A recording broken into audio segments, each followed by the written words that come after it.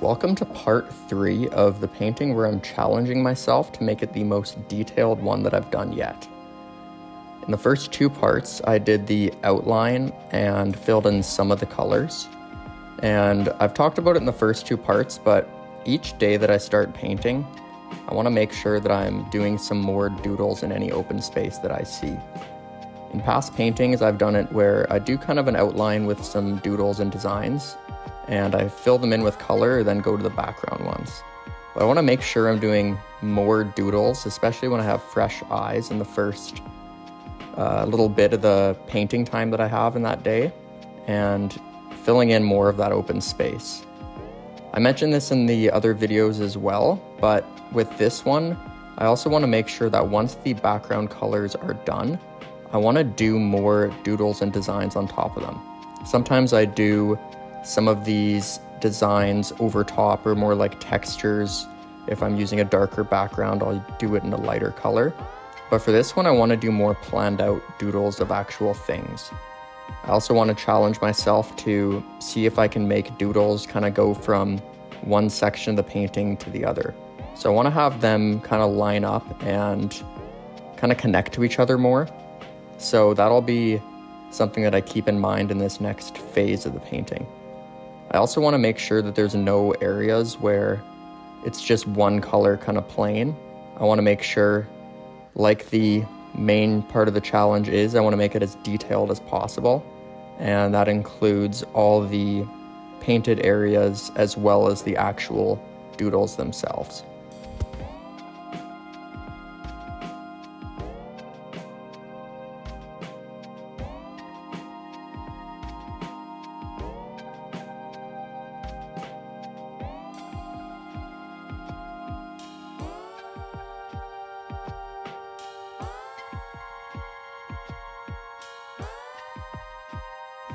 I wanted to add some color into this tornado that's coming up in the middle of the painting. I'll probably end up adding quite a few colors into it. I want to make sure that it stands out. I'm also doing some fire coming out of the volcano. I'll probably add something else and try to have it linked to other parts of the painting. I want to do some kind of pathways or lines that are thicker than the borders that cut through parts of the painting. I like doing that, and I started doing it a month and a bit ago with some of my paintings, and I actually really like it because you can do it in one color and have some other cool colors on it. So if I want to keep this one dark background, I'll probably do it in black and have some lighter colors go through, kind of like a galaxy type theme. So I'll probably do that later on, see where I'm at with the spacing of the painting. And yeah, sometimes with those I also do like a blend of a bunch of other colors that are in the painting kind of in one area. So we'll see if I have the space to do that. I do want to have a lot of the detail be doodles and not as much just patterns like that, but we'll see how it goes near the end. Right now I'm kind of doing a mixture of painting in some of these areas and doing some extra doodles and lining. I like using this yellow. I don't like using it as a background color. I find it's kind of tough, and some of the paintings I did with yellow and pink as a background I really didn't like at all. Sometimes I don't like the way it covers the canvas, even if you go over quite a few times. So I like using it for smaller parts, and when you do use it like that, it stands out.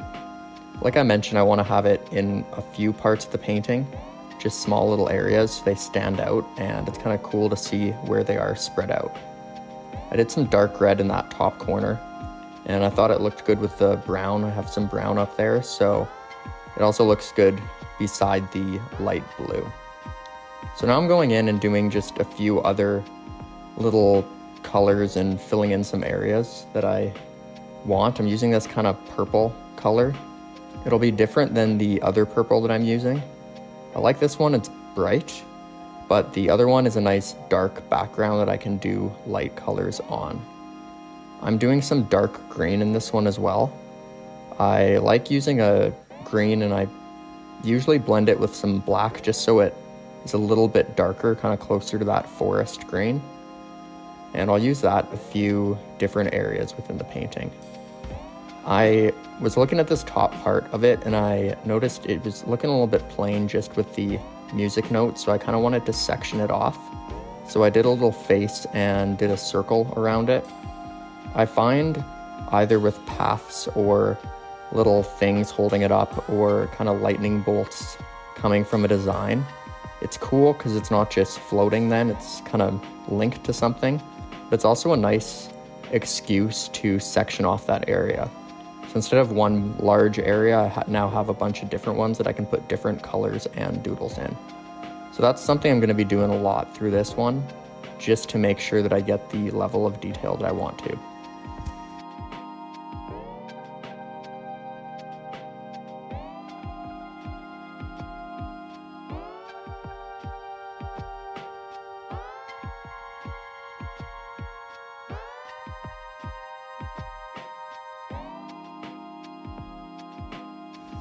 Now I'm going in and doing some details in the clouds.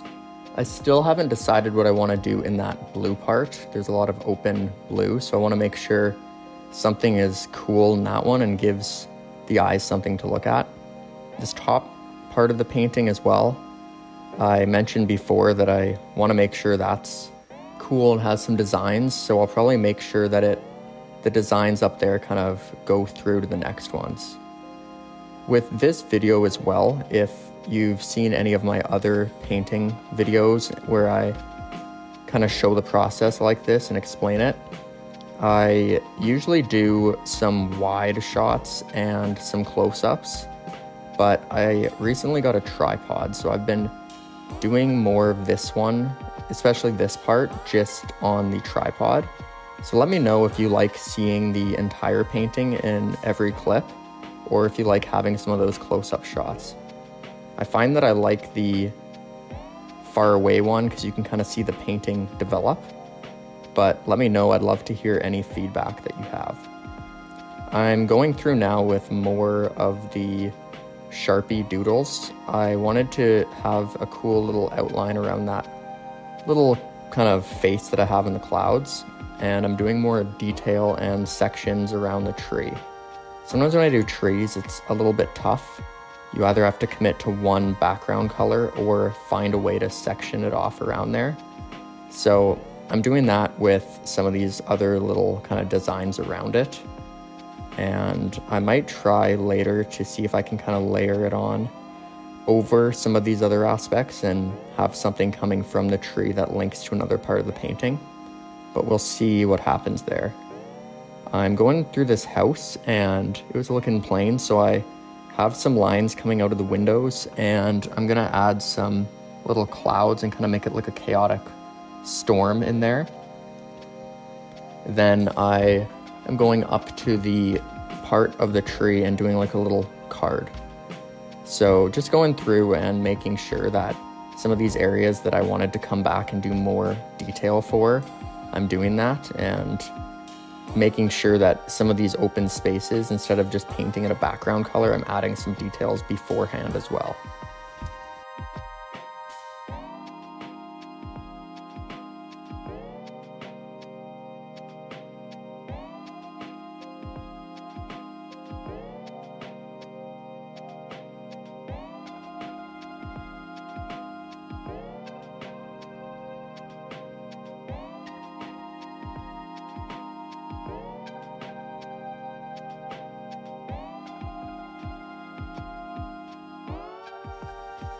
I really like how this one is looking so far. I have a lot of bright colors and I want to make sure that some of the background colors are dark. I find I just like the looks of my paintings more when there's a darker background. So I'm filling in some of these bright spots and knowing that I'm going to have darker colors as the background.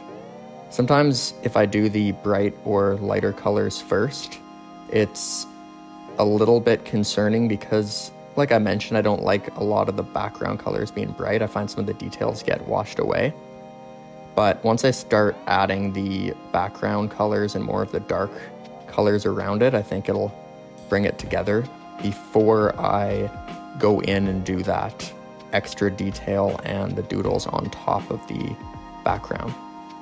Something that I did with my oil paintings that I just finished is there would be a section of the painting where usually I just leave it alone if it was already painted, but I just committed to doing a design over it. And I really liked how it turned out. I was always nervous to do this just because I didn't want to ruin the part that was already done. But I might do that a little bit on this one, especially if I want it extremely detailed. And I'll probably go over with white, then do some of those details on top.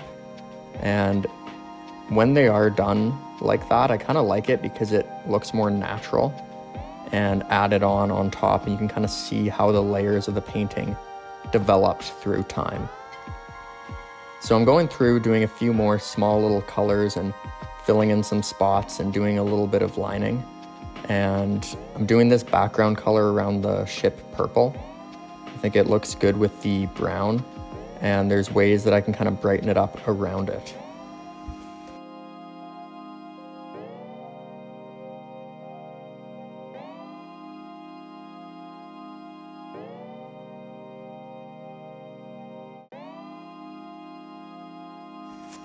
I wanted to make sure that this bottom part of the painting by the volcano has a good amount of detail as well. So I kind of have these things that look like power lines for now. I might go over and completely change that, but I'm filling in some color and doing the same around this little orange face. I just wanted to layer it with purple. I really like orange and purple together. Kind of gives a cool, kind of almost spooky Halloween theme. I just always think of Halloween when those colors come together, and they look really good beside each other. There's that little triangle that I'm just adding a bunch of different colors into. I kind of want it to be a cool textured color that kind of matches the texture of the tornado. So yeah, this is how it's looking so far. I'm just doing these last little parts, and I'll probably end this part right here. So thank you for watching, and I'll post the next part in a few days.